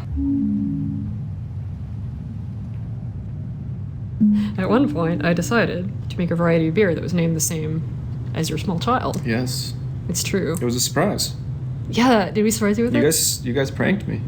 I needed more stuff to put on the packaging because there's always basically infinite things that you have to put on packaging, and I'm like, I can't write that much about your child. What am I gonna do? So I asked Steve for I was like, do you have any good timing quotes, because you're a very quotable person, and so Steve looked up some old tweets of yours, and we kind of put them on the beer cans. You kind of put them on the beer cans. Kind of. So I think we should set up the one detail that's missing here. That's which very one's important that? to me. I didn't know. Yeah. I mean, that's important, right? I had no idea. So that's why it's a prank. It's not a prank that it's my daughter's name. The real prank it's all a prank. Here's your goofy words. God, they're so good though. On a can. In Tacoma, one of the things that we wanted to acknowledge was to have some evidence of how geopolitical changes had happened over time. And so, when you look at, for instance, the flags over Bert's workstation, or when you look at the crew IDs that you can find all throughout the station, the parts of the world that people hail from are not one-to-one with countries or city-states or nation-states necessarily that exist in those forms today. We, I think, only know as much about our fictional universe as we need to, which in many cases is more than we put into the game and more than a player could know just from playing it, but it's also only as much as we need to know. Because we only know where the story touches. Like, we know enough to know what we can refer back to in the text. Right. And I think that we know that the DEC exists because we knew that Andrew was from New York, and we needed a region name for where New York is now. But we don't have a ton of knowledge about what's going on in parts of the world that the game doesn't touch. But hopefully there's still enough of territory surrounding what you actually see in the game that the player kind of gets glimpses of, that you get a feeling of a sort of cohesive external richness. world. Yeah. Something that players with a keen eye for game development history might notice when they're playing Tacoma is the presence of a character named Roberta Williams. That's Bert's full name. And people have asked, is that a reference to Roberta Williams, the creator of King's Quest and co-founder of Sierra Online? And the answer is yeah, of course it is. I tend to enjoy when occasionally in fiction there's a fictional character that quote unquote just happens to have the same name as a real world historical figure or famous person or whatever, Sheriff Harry S. Truman in Twin Peaks or something like that. And so I kind of wanted to do that. And also, Roberta Williams as a figure in the industry was a really influential person in both her work as a game designer and writer, and one of the very, very first originators of the graphical adventure game with the King's Quest series. And so anyway, we see, I think, what we do with games like Tacoma as kind of having one foot in traditional adventure games and one foot in immersive sim influenced games that come from the Looking Glass tradition of games like Thief and System Shock. Being able to put a little bit of an homage and a tip of the hat to Roberta Williams in the game, and kind of acknowledge I think the reverberations that her work have had even on stuff that we're doing now was a cool opportunity to have. We're in mechanical engineering, which is Bert's zone. One of the big considerations when we were working on designing each level in Tacoma, each wing, was how does the player sort of encounter each room and in what order? For example, we have most of the bunks be kind of like tucked away in the back of each wing, usually with sort of an entryway or a longer hallway that kind of separates it from the main working areas. We did a lot of tricks. For a time, there was even kind of this idea of an airlock where there were 2 doors that you had to go through to get to everybody's bedroom. And then you can see in Beck, there's an example of an elevation change. We tried as much to make them feel like they were lower or higher than the rest of the space, so you kind of had to go upstairs to get to the bedroom. And that was so that, we could have these working spaces where we would imagine, Bert would come out and, do her mechanical engineering work during the day, and then going home for her, she at least has this sort of, separation of work and personal space and not just be, living in your office. Right. So, yeah, each wing is sort of designed to have the working spaces be accessible in an order that makes sense and to have the bunks in the back to give characters a sense of personal space. So the bounce lighting is specifically referring to the idea that when the sun comes through in some spaces and hits certain surfaces, we try to make it look like the whole room changes temperature and sometimes warms up. Most rooms that have a large pool of sunlight that moves through actually has a floating point light that's just sitting there. And that point light is one color, and it is on a timer that is linked to the angle of the sun, and when the angle of the sun hits X or Y, it warms up or cools down. And for me, and I don't know if this hit you as well, but it made it feel a lot like a plane. For me, when I'm in a plane and the plane banks or the sun setting or something, it's changed in the plane and the light starts coming through in a different way, and you see it go across the ceiling, and then the room temperature changes and it becomes, a little golden and a little orange. Yeah. And it's just this, you can be, watching a movie in the back of a seat at a plane, and then suddenly you're like, oh, I'm flying through the air. Yeah, I think it's lovely. I think it's a really nice effect. I like Nat and Bert's bunk. We tried to make each bunk feel very different from the rest. They all have a different footprint. They all have a different color and aesthetic to them, as best as we could do. But I think that Nat and Bert's bunk might be one of the more successful. They have sort of a high number of unique assets, like the weird floppy gel animal. They have the mouth guard, and mouth guard is directly modeled on my own mouth guard. I was holding it in my hand as I sculpted it, so in a way, those are my teeth in the game. They also have the sex toys. There's the vibrator and the rope. Just the mural on the wall is kind of interesting. So I think, it's one of the more interesting bunks to visit. Nat and Bert's bunk, I give it 5 stars. We are going to talk about filled animals, which there is one of in Tacoma. And it's like a stuffed animal, but filled with gel. Right, yeah, it's stuffed with gel. It's filled, even. It's filled and stuffed simultaneously. It's gross. Well, I just know that they weren't going to make it for a long, long time. They just weren't in the game. And finally, they came in hot, at the very end. We were like, well, we have the model. I had modeled it at some point, and Noel had rigged it. Because of all the joints and the wiggliness of the legs, I think it was an interesting time to try to make it behave in a way that was the appropriate amount of terrible. So yeah, I guess filled animals happened because of our love for plushies and just being jokesters. I think many things in Tacoma came from office jokes and then became serious. Serious in quotes. Bert, in fact, is engaged with decorating their room in the AR fragment that's here. It's kind of an externalization of Bert's desire for something else. Bert's desire to kind of branch off from what she's been trained to do as a mechanical engineer and be able to kind of follow her passion of doing art and being an artist. Yeah.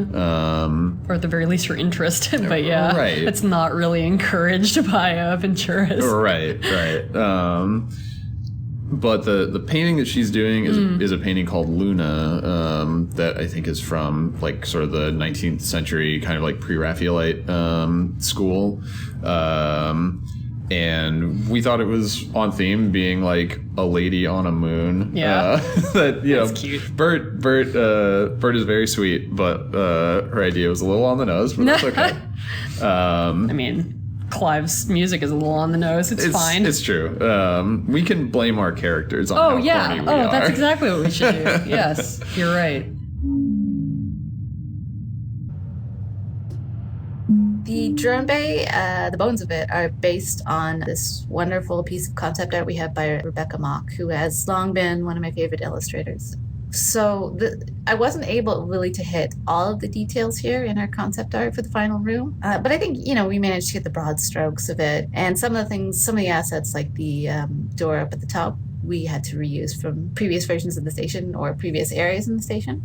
But I think it turned out pretty cool and pretty dramatic, and I like this room a lot because it feels like a stage in how theatrical it is. It's how it has that central focus of the drone itself and the raised areas and basically like actors. And it was one of the final rooms, I think, to actually come together. But drone room, I really like it.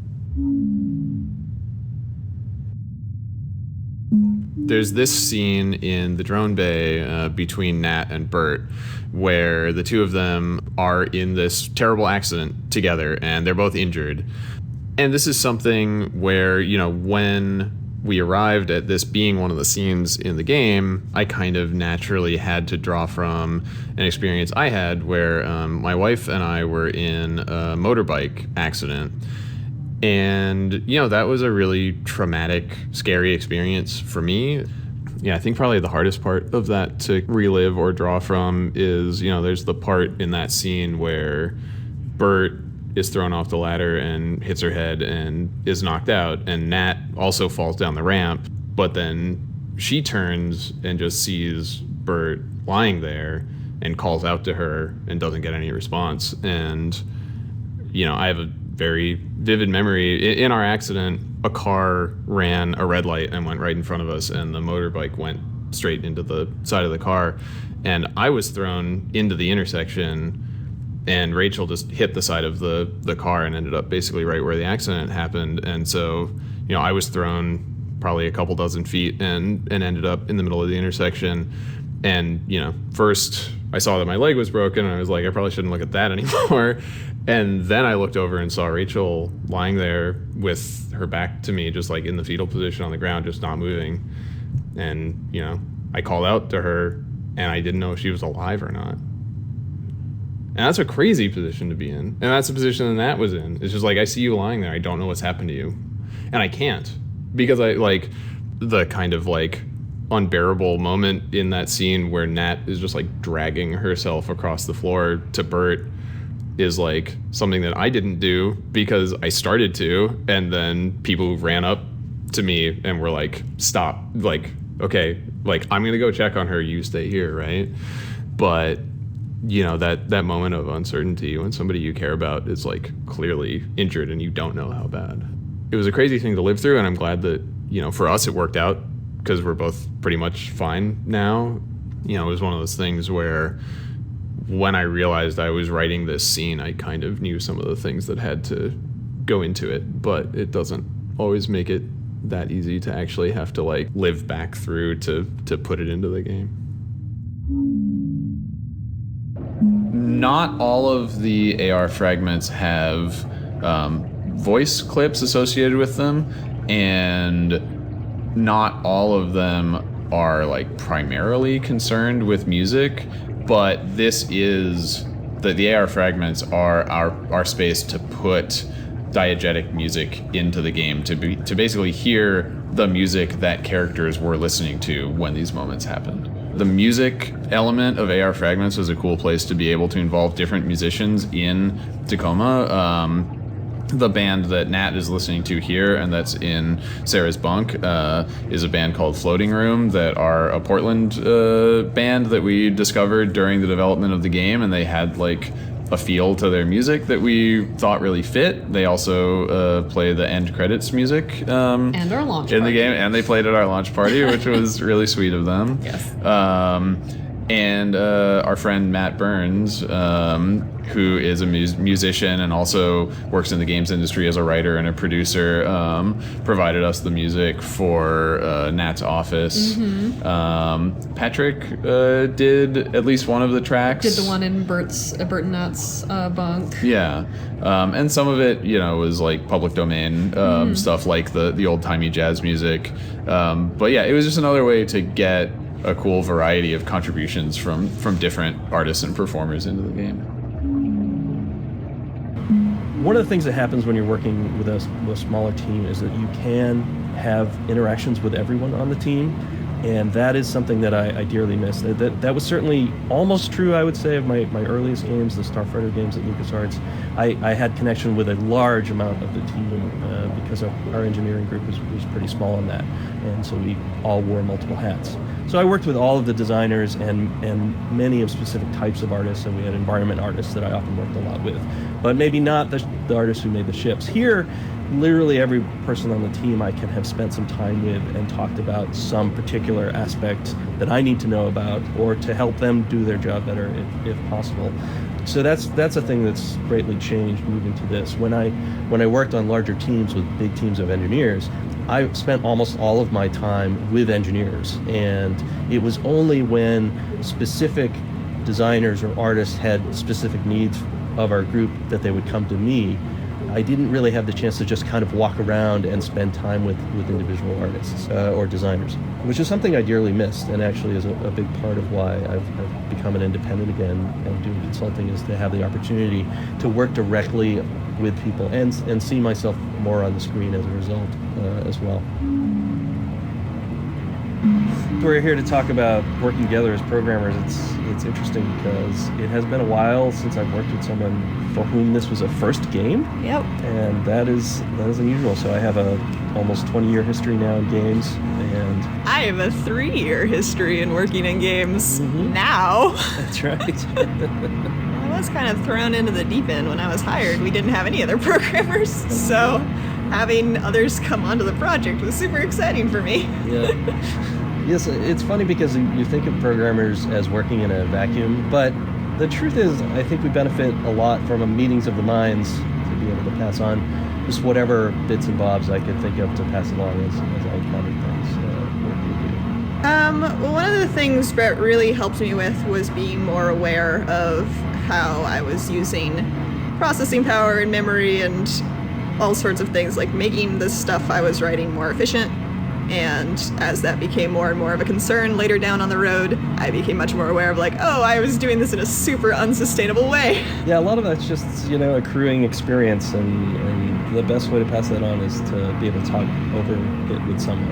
I mean, certainly I have been doing throughout my career, but that has changed over time. There's been a lot less direct mentorship later in my career because the teams are large and established, and I'm giving a lot of guidance, but not necessarily. I'm generally working with people who are more experienced, and so I don't have to pass those tidbits along, or they may have tidbits of their own that I'm picking up as well. So anyway, that's all been kind of a terrific part of this project for me in particular. I will take any tidbits you have to share. I did most of the product labels in Tacoma. I had some help from some of our contract artists, but I feel like I spent most of my time on this game just making up boxes for things. And honestly, I'm a stickler for detail, but my only real secret is just research the hell out of it. Just look up everything you can find that is in that space as a product and try to distill the main concepts into something that you can make happen. There's a Christmas duck in Nat's Bunk, which is very jolly and lights up and sings a song. And Patrick composed the lovely song, and I kind of set it up to be interactive so you can click it to turn it on and off and stuff. Where did the song come from for you? Yeah, the main thing was just to kind of get that classic kind of MIDI piano sound, almost like the sound like when you open greeting cards and they play those like obnoxious tones at you. So it's just it's just a piano sound that I like really bit reduced and simulated sending it through a really small speaker to kind of sell the idea that it was maybe cheaply manufactured. Oh my God, that's so cool. Wait, so did you were playing it through like a real like physical tiny speaker? Yeah, like a tiny speaker. Yeah. Oh my God, that's so cool. Yeah, super analog. Yeah, but I love the Christmas duck just because, I don't know, it's one of those moments that feel like really personal when the player kind of stumbles across it. At least it did for me when I was playing through and found it. So the concept behind One Vein is that they are an augmented reality boy band, which is to say one of them is a physical person, i.e. Marcus, and the other two are projections. Like alternate personalities, kind of. Like Hatsune Miku. Much like. But they do look like real people as opposed to... It's true. And importantly, the song that Nat is listening to in the shower was written by our one intern, Dylan, who's amazing. Yes. And he just wrote the One Vein song, the official One Vein song, and you can get it on Bandcamp. Yeah. And so he brought life to the One Vein band and wrote the lyrics. And sang each part. In character. Which is exactly like what the fiction is. Right. It's the one guy. Exactly. So it's basically perfect. I remember there was one day where we were in the office and we were talking about naming them, and it was somehow like went from Veiny Johnny to Wizard Marcus and Marcus. Well, I thought I thought that it basically started as us saying that the character's going to have different archetypes, kind of. You know, because a lot of boy bands, it's like, he's the bad boy with a leather jacket, and he's the sporty guy, and he's the nice guy with glasses. And so we were like, well, there's Marcus, who's just the general sexy, stylish boy band guy. And then there's Veiny Johnny, who's the sports boy. And then we were like, and then what else? It's like, what if one of them was just a wizard or a magician or some sort of magic user? Probably Tynan came up with that. Let's be honest. Well, I mean, if it was Tynan, he would have been like, one of them's a skeleton warrior. That's a good point. But yeah, I think we were like, what are their archetypes? One of them could be a wizard. And then from there, we were just riffing, and we were like, what if his name was just Wizard Marcus? Because he was the wizard version of Marcus. So good. And now we live in hell. By the way, I like that the human boy is just the all-purpose boy. General. And then like somehow sports is like a fantasy thing Very alongside special. wizards. Yeah, it's fine. Accurate. Sports are fantasy. Yeah, I agree. I come from this background, art-wise, of illustration. When I first went to school, it wasn't for games. It was for book illustration. And, you know, it's a very traditional... A lot of the tools that you work with, if you're not working with Photoshop, are literally things like paint and scratchboard and very physical media. And eventually, in my career, I decided I really wanted to work in games. So, you know, I moved to digital and 3D tools like Maya and ZBrush, and in this case, more recently, the Substance programs. There's this evolutionary biology idea of the red beans race, where the faster you run, the more you stand still, sort of thing. And with game art, because it's constantly evolving, all the technology's changing all the time, everyone's making new tools, we're always finding new ways of making things look cool. There's this process of always learning that, I mean, you always have to learn in illustration too, yeah, but kind of once you get a handle on painting, you sort of know what you're in for. But with game art tools, the moment you feel like you've mastered a game art tool is the moment a new one comes out that does something even better. So it's a very exciting world to work in, but at the same time, if you don't like learning things, it's, you know, it can be quite difficult, and sometimes it is frustrating. But, you know, the principles of it are more or less, they sort of stay the same. So, you know, if you're struggling with it at all, it's basically the patience that is the main skill you have to learn for game art. It's not necessarily whether you know Maya or not, it's whether or not you stick with it. But, yeah, game art, it's a lot.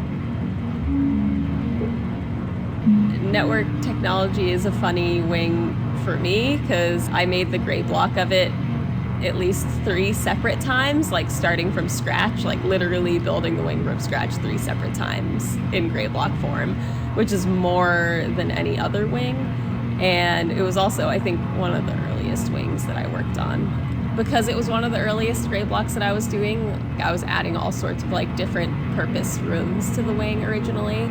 And in the process of like cutting a lot of those rooms and making the space more focused, it just made the most sense to like scrap the whole level and start from scratch. So the core of it would be designed to support a more focused space.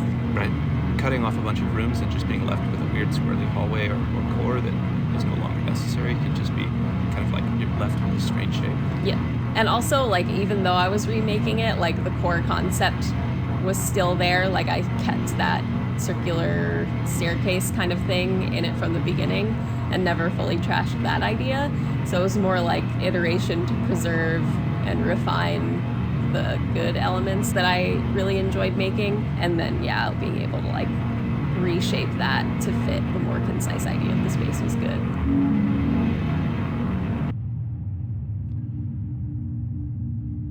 When Steve asked me to voice Sergio, he didn't exactly say that Sergio was the villain of the story, but I could tell by the way he described Sergio, sort of smooth, confident, the public face of a big corporation, that he probably wasn't going to be the hero. So when I got the script, I learned that Sergio speaks in monologues rather than dialogue with other characters. That got me thinking about how video games present characters through PA systems or audio logs. So I was thinking about games like System Shock 2 and of course BioShock and Andrew Ryan. So I began to think about how to convey Sergio's villainy in a sort of video gamey way, which is to say, not how I normally teach actors to work, which means the kind of acting you typically find in video games. It sort of insists that the actor wear that one defining thing about a character on his sleeve. So villains sound properly villainous. So when it came time to record, I asked Steve and Carla what they were looking for, and Steve just said, "Be yourself." And I was like, And Steve said, "No, we really want you to just be your kind of genial, soothing self. Don't play the villainy, just play it straight," which I translated to mean find the truth, which is what actors do. There are a lot of things to admire about Tacoma, but for me, it's the naturalness of the performances that really delivers the characters and roots them in a believable reality. It's the way that we don't tell you what you're supposed to think or feel about these characters, and the way we don't distill our roles into easily recognizable types.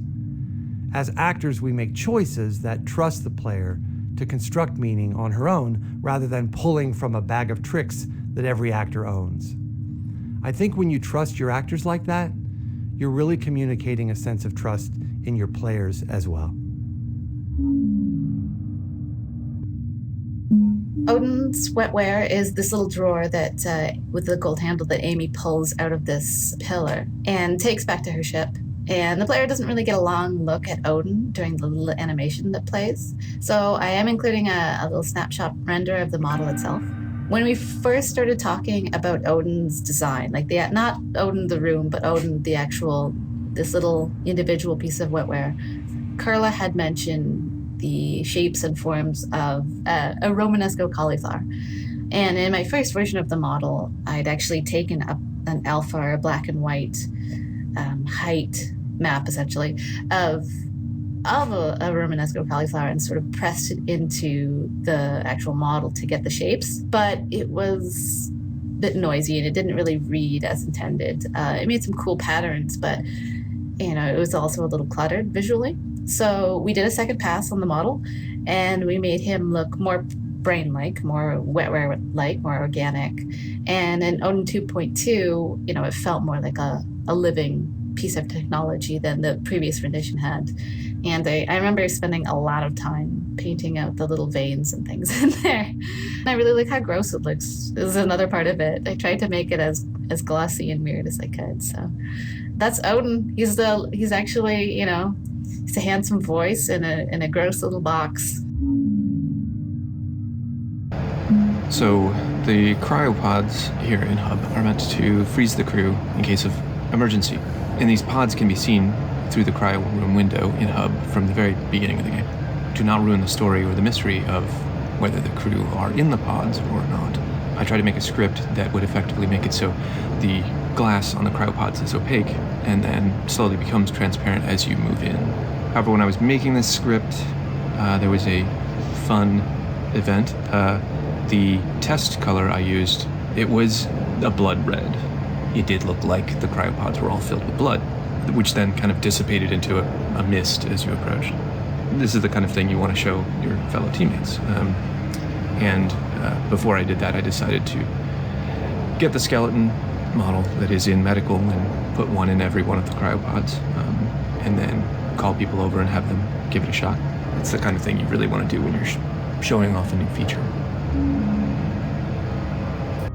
The cleaner bot was originally made when the game was a lot more 0G, and it was meant to fly everywhere and kind of add personality and also life to a place that would otherwise be empty. Well, one of the things I like about the bot, Tynan, it's one of the few characters in the game that you feel like you can really dynamically play around with. Like you can actually touch that character and like throw it around. And the fact that it doesn't have a ton of animation, as a sound designer, I really love characters like that because it means that I can express pretty much anything I want. It's almost like a blank canvas. So randomly, like the cleaner bot will kind of talk to you, but it only says like 3 or 4 things. It was just an opportunity to have it sort of respond to you and the world. So was it you? Were you the bot? Who was the voice actor? Like of the actual voice. Mm-hmm. Oh, it's my husband, Mark, actually. Like I grabbed him when he got home, and it was really funny because, you know, whatever, like we all make games, you know, and Mark does not. And he like kept on, it's like the longest recording session I've ever been in, dude. It was like 3 files and he literally wanted to just read it over and over and over. And I was trying to explain to him that it didn't really matter because I was going to manipulate it so much. And I just sat there patiently recording for like 30 minutes, these like 3 WAV files. He is super proud of the cleaner bot though. That's awesome. Yeah. The fun thing for us about where Tacoma ends up is that the whole game has been about Amy, who's voiced by Sarah Grayson, who did the voice of Sam in Gone Home, coming into contact finally with ODIN, who's voiced by Carl Lumbly, who played Porter in Minerva's Den, and them kind of getting to be cool friends and ride off into the sunset together. And fighting crime. Yeah, maybe. We don't know. They're totally fighting crime. That's They're fighting true. AI crime. Corporate crime. Hell yes. Fair point. And also, you know, I really wanted to have kind of a like, you know, hell yeah kind of moment at the end and be like, oh, you were there to save him and now you get to escape. Even if what's going to go on past that point might be a little more difficult. Right. Like it's once, you know, it's sort of what ODIN implies in the first conversation he has with Sarah, where it's like, once the AILF actually has their hands on an AI, it's not clear if they really know what they're going to do with right. it. But, you know, getting him out of the hands of Venturis is step 1. Yeah. And then relying on their sovereignty as a like free orbital platform is step 2, I guess, maybe, or them having to go into hiding. I don't even know. Even though Juno is on the track of Amy in some way, and even if Amy's harder to track down than it looks, it still might be a problem. Yeah, and probably. And so, you know, I think that we don't know where the stories in our games go after the end of the credits. And so I think we're really focused on, you know, what happens within the text and the possibilities of where that could go next, and hopefully those seeming interesting. So thank you so much for playing through Tacoma with commentary mode enabled. Played it. Yeah. We hope that you learned some things about how the game was made and how different people on the team thought about their work than you would have otherwise. And just thank you in general for taking time to play the game. Nina and Tynan did a shit ton of work cutting up all of these VO files. Yeah, and we should thank them as well. Thank you, Nina and Tynan, for editing these hundreds of minutes of commentary into the thing that people just played through. Into concise, beautiful nuggets of information. Oh, we'll see about that. They're concise and beautiful. A lot of them were us talking, so I don't know about beautiful necessarily. Okay, bye.